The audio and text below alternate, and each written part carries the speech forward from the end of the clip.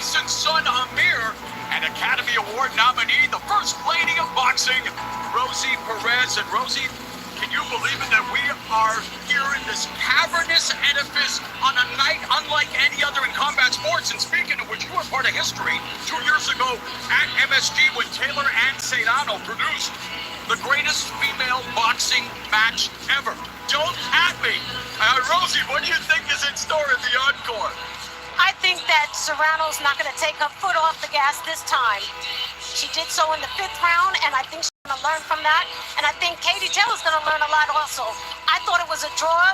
Actually, I thought Amanda Serrano won that fight, but we'll see. But I think that Katie Taylor's going to bring it as well. And that has nothing to do with Serrano being a fellow Puerto Rican or a Brooklynite. I know, Rosie. Hey, since that fight, Taylor went on to avenge her lone career loss against Chantel Cameron to become undisputed champion at 140 pounds. And Serrano, who landed more punches than any Taylor opponent, well, she has reeled off 5 consecutive wins. All right, let's turn to this one-of-a-kind main event. Now, the last person to share the ring with Mike Tyson 4 years ago in Los Angeles in an 8-round exhibition match was none other than Roy Jones Jr. Roy, what was that experience like? It was an awesome experience. I was wondering, it took me way back, I never expected that he still have the agility, the movement, defensively, the power. The power, I expected it, and it still shocked me. So all of those things made what Mike Tyson who he is, or who he was. And to see it all happen again 4 years ago was amazing because most people never thought it could happen. And tonight again, we're trying to see, can he dial back that clock once more? It was nice to see you guys produce more nostalgia than Grandma's basement. And hey, Amir, it's been almost 20 years since your father last fought in an officially sanctioned match. What's it been like watching him prepare? It's inspiring. He's really ready to go. He's training every day, no days off. I can't wait to see what happens today. I'm proud of him. Well, who will emerge as the alpha? The influencer turned boxer or the icon? It's coming up later tonight on Netflix, but right now we're going to get things started with an intriguing matchup here in the featherweight division.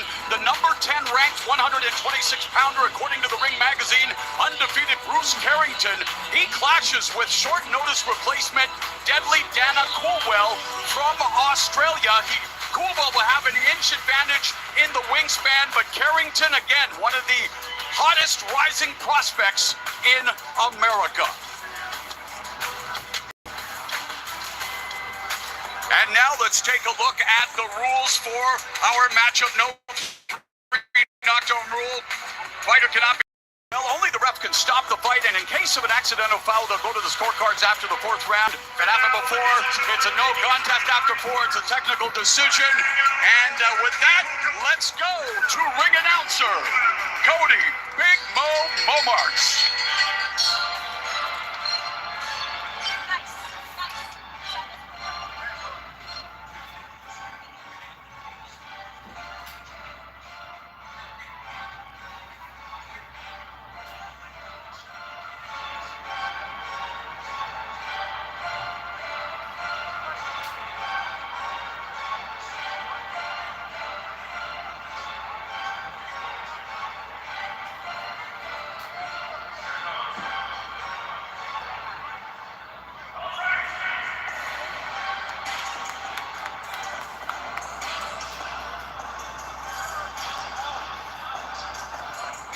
You talk about the hand that fate can deal you.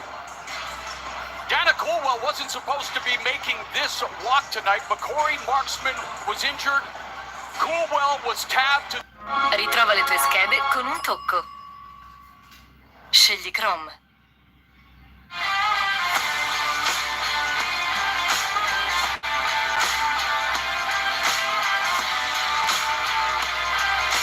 In front of 500 people. Tonight, he will fight in an 80,000-seat stadium.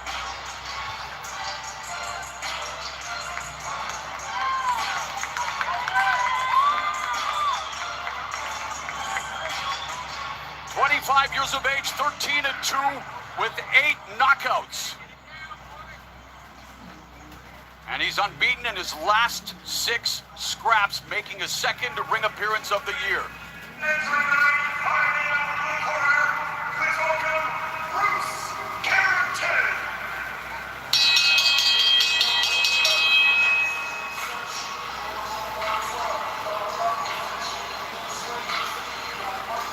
An incredible atmosphere for these fighters to be making their entrance here tonight. MVP pulling out all the stops. Jake Paul's promotions, most valuable promotions. And, well, Bruce Carrington, Roy, would like to be the most valuable featherweight. Comes in ranked at number 10. He's undefeated, but came off of a tough fight, the toughest fight of his career, when he went up against the tricky southpaw Suleiman Gawa in his last fight, and he'll be looking to, well, show that he's much more than that tonight. Yeah, you see him already talking because he's pumped up. He wants to prove that he's way better than his last outing showed, and here's his opportunity. Rosie's nickname is Shushu, meaning the one who rises above all in Egyptian, and, well, not walking like an Egyptian. I'm sorry, Bangles. I know it's an old school reference, but yay, we're around the world, kids! I think he's walking with a lot of confidence right now. Representing Brownsville, never ran, never will. He's looking really, really nice. And by the way, Brownsville, home of the one and only Mike Tyson, who asked to have Carrington on the card, a product of top-ranked boxing, who again is a man to keep your eyes on here tonight. All right, now with the official introductions, here is Cody Big Mo Momarts. Good evening, ladies and gentlemen, and welcome to AT&T Stadium, the home of the Dallas Cowboys. But tonight, it is the home of Netflix's first live sporting event and the biggest boxing match in modern history. This is Paul versus Tyson, promoted by Most Valuable Promotions. But first, we begin with our undercard, Lawrence Cole, and from West Virginia, Doug Robinson. And our referee in charge when the bell rings from Texas, John Shorley. Let's meet the fighters. First, fighting out of the red corner. Wearing the white trunks with black trim, he stands 5 inches tall.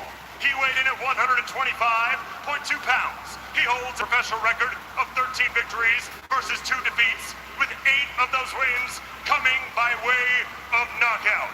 And he fights out of Beerwah, Queensland, Australia, introducing Deadly Dana Coolwell.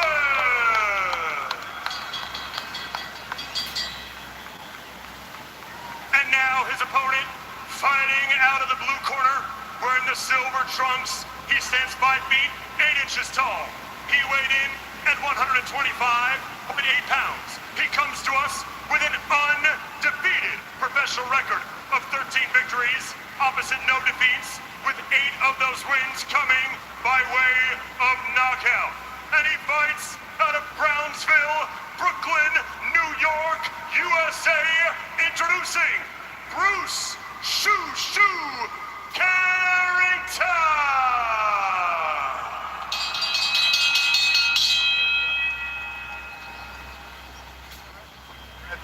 Let's go blue.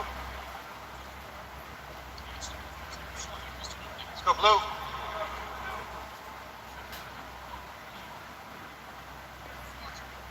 Okay, right here is good, right here is good. Give me a clean fight, guys. Obey my commands. Protect yourselves at all times. Touch gloves, good luck. Veteran official John Shorley will oversee this matchup. It will be contested at 8 rounds, 126 pounds, and yeah, look at this view. It is AT&T Stadium, Arlington, a technological and architectural marvel. Coolwell, again, took the fight on short notice, an opportunity to change his life forever. Should he be the one to knock Carrington from the ranks of the undefeated? But Carrington is a prohibitive favorite, and Roy, the tools that he brings to the ring that make him a prohibitive favorite are tools like that, the effective jab. Yeah, tools like that and the experience factor, you know. When you come up in Brownsville, New York, you gotta know how to fight. If you don't know how to fight there, then you're not gonna ever know how to fight nowhere. And growing. So him having this experience tells us a lot, but now Coolwell is coming here to to pull off an upset. Coolwell also has 8 knockouts, as Carrington does, so we'll see what happens. Amir, your father, of course, from Brownsville, and Carrington said that when he was 12 years old, your dad gave him a boxing lesson. He idolized your dad, and your dad asked for Carrington to be on this card. That's quite the ringing endorsement. Yeah, he was a...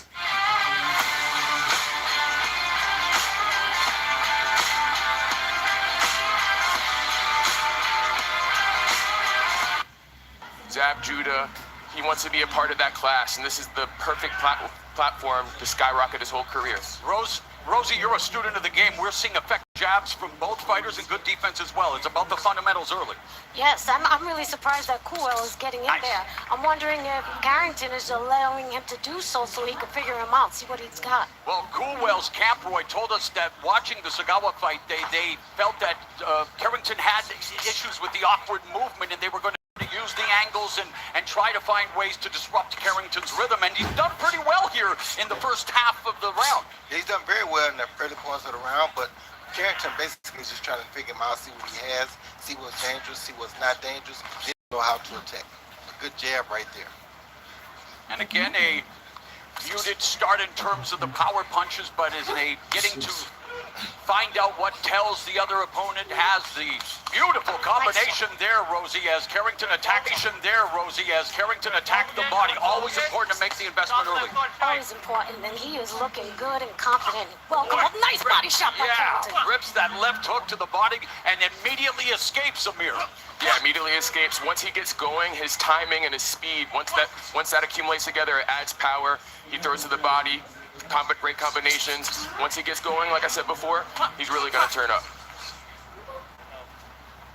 Tell you what, Coolwell didn't come here to lay down, though. Coolwell is definitely trying to make his presence felt in this fight. Unbeaten in his last 6 fights, scored a 10-round unanimous decision in March, used his reach, IQ, and footwork to outbox him. The opponent, Fernando Tagpuno, and in many ways he's trying to do that here against a guy with a high ring IQ in Bruce Carrington. So a frame here in this fight scheduled for 8 rounds at 126 pounds.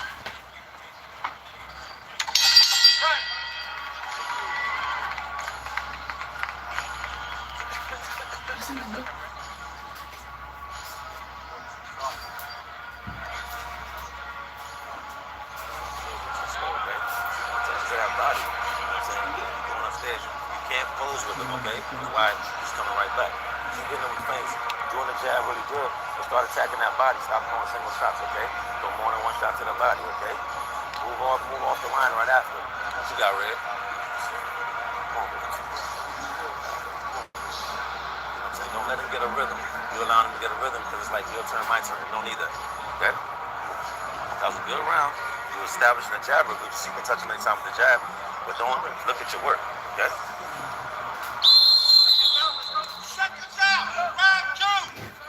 Effective corner work for Bruce Carrington, who has worked with Kay Karoma, even studied under your father of the former 2-division champ, Zab Judah, another Brooklyn native, and immediately Coolwell comes out in round 2 and immediately tries to establish the jab, the high peekaboo guard, blocked the majority of it, but Roy, you mentioned it, Coolwell trying to initiate the action and try to take these early rounds away from Carrington. Yeah, but what I'm trying to tell you, from what I see, Carrington is looking to land a big left hook.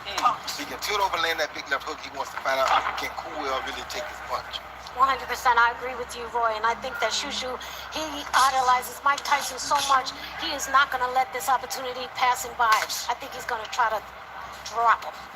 Yeah, I think eventually he's just going to keep on going with body shots, and his opponent's hands are going to come down, and then he can have great combinations to the head as well. Gary switches it up a lot with body and head shots. Beautiful jab backing up Coolwell as Carrington was looking to set a trap on the ropes and utilizing the footwork, angling off and blocking the majority of these punches from Coolwell.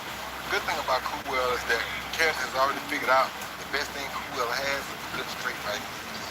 Nothing else is looking to be deadly or looking to be too effective except that straight right. Coolwell known for being a high-pressure fighter.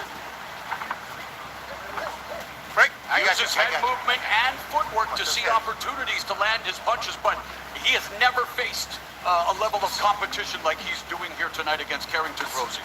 That's right. That is right. And I have to tell you, Carrington is being really well composed here. There you go. Body Right shot there. that That's what someone was calling for earlier.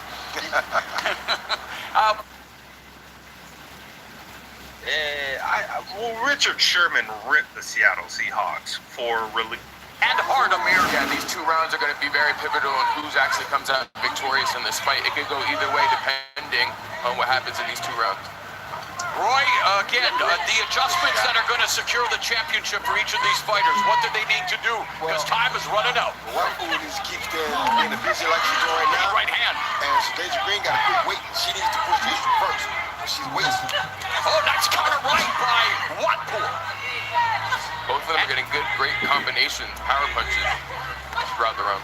And yet Green has not really been able to take advantage of her reach advantage, Amir. Yeah. I got you. And the size advantage. Yeah. Just over half minute remaining here in the penultimate round. A left hook that may have been a decoy by Whitepool. Lazy left to set up the right one. It was.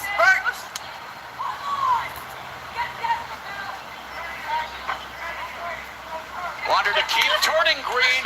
Green there sits down on that left hook.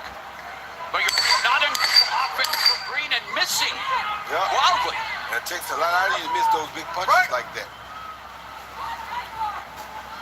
So, 10th and final round. The championship hangs in the balance. And later tonight, AT&T Stadium, this, well, stunning feat of engineering and design will play host to a Fab 4 night of fights. And it all culminates with a double main event. The fight the world will be watching, Jake Paul versus Mike Tyson heavyweight, and Katie Taylor and Amanda Serrano promise to repeat their 2022 Fight of the Year effort. 2 of the very best to ever put on the gloves in the women's world of fighting. Trailblazers, Titans, Taylor, and Serrano on the stage they deserve. Netflix. Last round. This is the final round.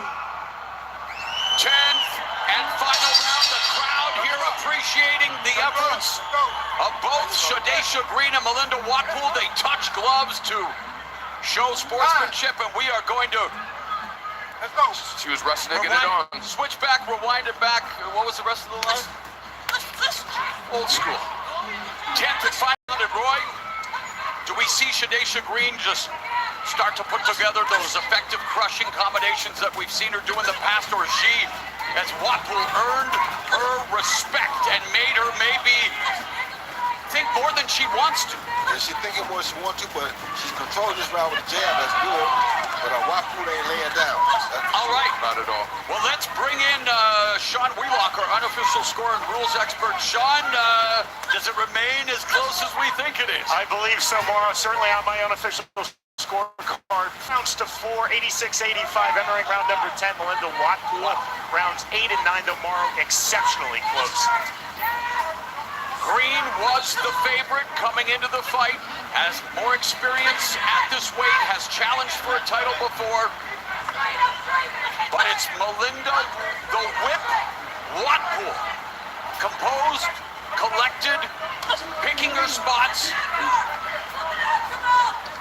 And the lateral, there's the footwork of Green. But effective punching is the #1 scoring criteria, Amir. Yep. Accuracy, power. That's what the judges look for. And in order to have effective punching, Roy, you have to what? You gotta throw. Better throw. I'm interested at the tentativeness of Shadeja Green here, Amir. She's acting like she won the fight already. Sometimes when you with the promoter, you can act like this. Right. You look Trinidad, Oscar What's up? Oscar De La Hoya, Trinidad. Yeah. But I mean, for a championship fight, Melinda Whitepool, effective strategy, but again, it's up to the 3 judges at ringside, and will be sitting on tenterhooks, awaiting the decision. Who is going to walk out of AT&T Stadium, a super middleweight champion. Will it be a Canadian making history as the first female to win a title in that division? Or will Shadaisha Green erase the bitter memory of her lone defeat and become a champion at last? And Sean Wheelock, how do you have this fight after 10 complete rounds? Well, I have Melinda Watpool, who's the new WBO Women's 168-pound world champion. 6 rounds to 4, 96-94 on my unofficial scorecard. Roy, I think you nailed it throughout this fight on your commentary. When Shadaisha Green was controlling on the outside, an effective jab, clean counters with the rear right hand. But Melinda Watpool negated the clean technical boxing, the excellent footwork, the ring generalship of Shadaisha Green by coming to the inside. Watpool throughout this fight effective in the mid-range, effective in the pocket. She even landed in the clinch. Again, I have her winning by 6 rounds to 4, 96-94.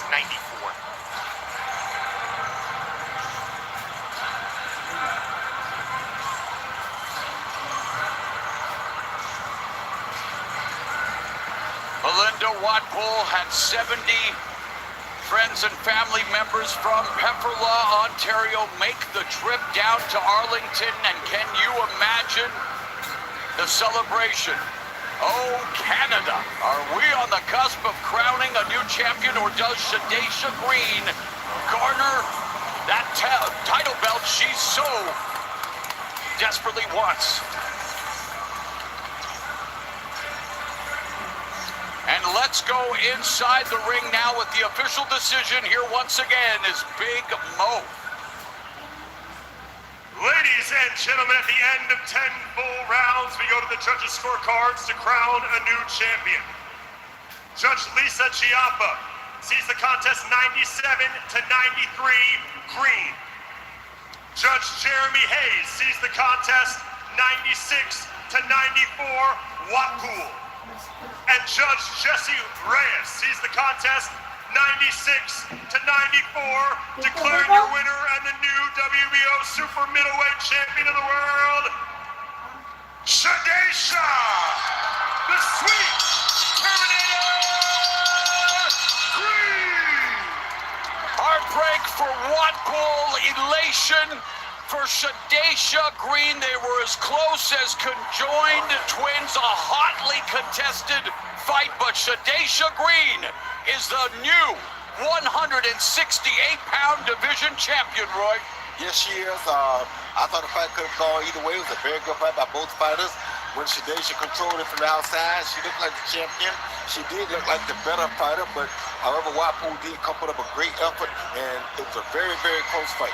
Green hands Watpool her first loss, and Amir, you did a tremendous job here tonight. What a bright future you have in this game, and before we want to get your thoughts on Shadaisha Green's victory and a final word on what you think your father is going to accomplish later tonight in the main event. I think it could have gone either way. I had Watpool winning, but it's boxing. Anything could happen. And look at the numbers, Amir. Yeah, exactly. It was close. It could have gone either way. I think Watpool won. I personally believe that, but that's the result. Well, the Canadian, well, no, we're professionals. What a great output, but the numbers say it there for Melinda Watpool. But it's Green that garners the championship. Again, Amir, thank you so very much for this tonight, and good luck, and all the best to your dad. And Roy, what a start here tonight. We're again joined by Rosie Perez, and coming up at the top of the hour, we are going to be live on Netflix. Can you believe this, Rosie Perez? Like a kid in a candy store, sitting there with you two. And what a pro you are. I'm an idiot because I didn't even realize you weren't on cancer. You're like, no, I'll pick this up. I know a little bit about entertainment. It's been a night of entertainment thus far. So anyway, we are finished here for the time being, and we are going to get ready to go live on Netflix. One last reminder. We are going to be bringing you a night of action inside the squared circle, as we will see 4 fights come your way, including a welterweight championship fight, a 10-round undisputed women's super lightweight title, and then a once-in-a-lifetime matchup Do not adjust your set. It is Jake Paul versus Mike Tyson. In the main event, it's the dawning of a new era in sports and entertainment, and it is coming your way at 8 Eastern, 5 Pacific, only on Netflix. For Amir Tyson, Roy Jones Jr., Rosie Perez, Sean Wheelock, and our amazing crew. AT&T Stadium, get ready. It's Friday Night Fights from the Lone Star State.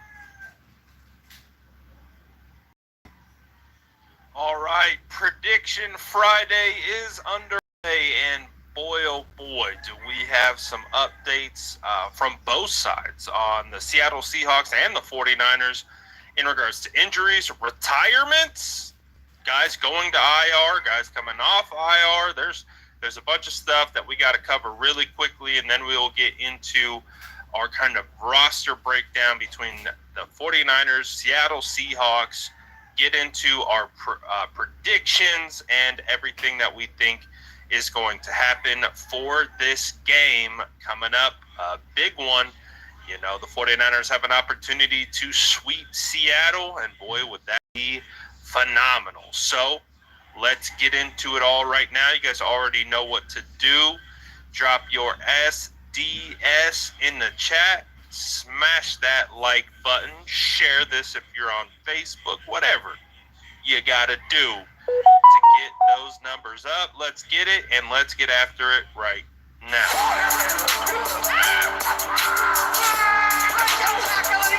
Smash that like button if you haven't already. Love to see it.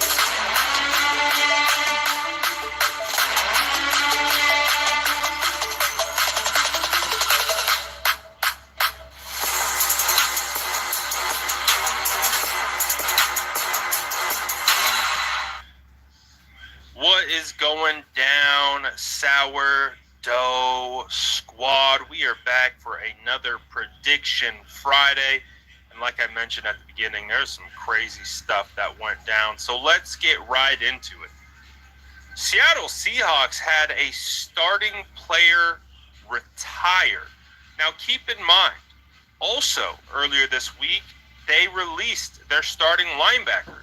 So something doesn't really smell right over there in Seattle. Based on what we heard, it didn't sound like there was a lot of... Richard Sherman ripped the Seattle Seahawks for releasing Dodson. They traded Jerome Baker not too long after they played the San Francisco 49ers. Now you have a center retire. Something smells off with the Seattle Seahawks. So, hey, for Seattle, I know they're not that far behind, but this is definitely a must-win for them. Obviously, for the 49ers, it's a must-win for them as well because you don't want to lose another game in the NFC. You don't want to lose another game in the NFC West, and you don't want to split with the Seattle Seahawks. You need to continue to win games because right now the NFC West race is just too close. It's too close for comfort, and you need to come away with a win coming out of the bye. That would be 3 in a row as they get ready for a difficult road schedule as they go to Packers, Bills in back-to-back weeks, and they would come back to face the Bears at home. So it's a big week. It feels like every game at this point is still considered to be a big game because of the early losses in the year, and because you do have teams like the Arizona Cardinals who are playing really well right now.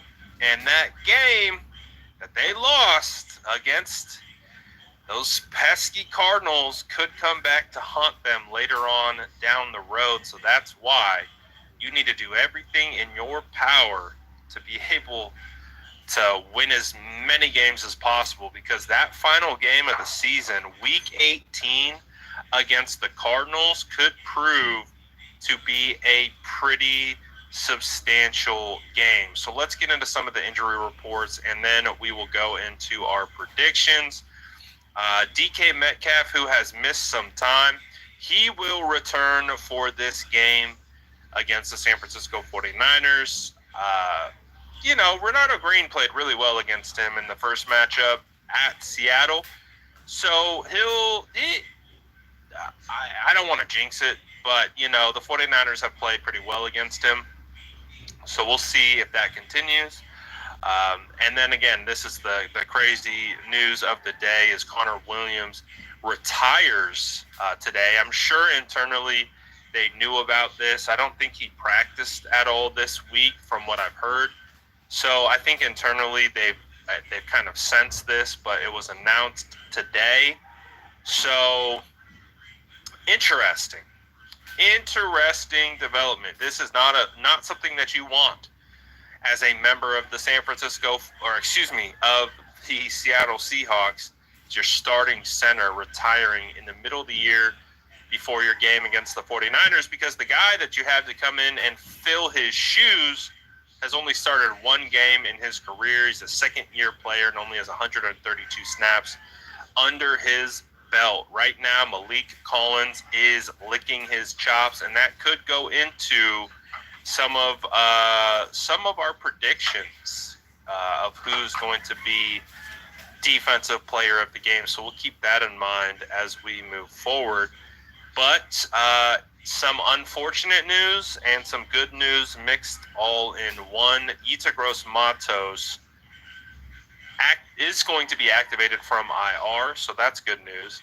Bad news, Mitch Wishnowsky to IR. So the 49ers, man, have had injuries to their specialists like I've never seen before. You know, losing Jake Moody for 4 weeks, then losing your backup kicker, and now your punter goes on IR. I'm not sure I've ever seen this, at least around the San Francisco 49ers. I've not seen this. We've seen kickers get hurt. Robbie Gould got hurt. Remember, Chase McLaughlin had to come in and fill in. He filled in admirably well. He's the starting kicker now for the Bucks. We just played against him. But, yeah, not good. Invader says, seems like Wishnowsky hasn't been right all year. He hasn't. This started in training camp. And again, I talked about it. We know Presley Harvin kicked throughout the preseason, and he kicked well. But there was a 5-day period where every day after training camp, they had a punter trying out. It was interesting, to say the least. But so this is an ongoing thing, and it's a back. You know, I got a back injury. I've had a depleted L5 disc since I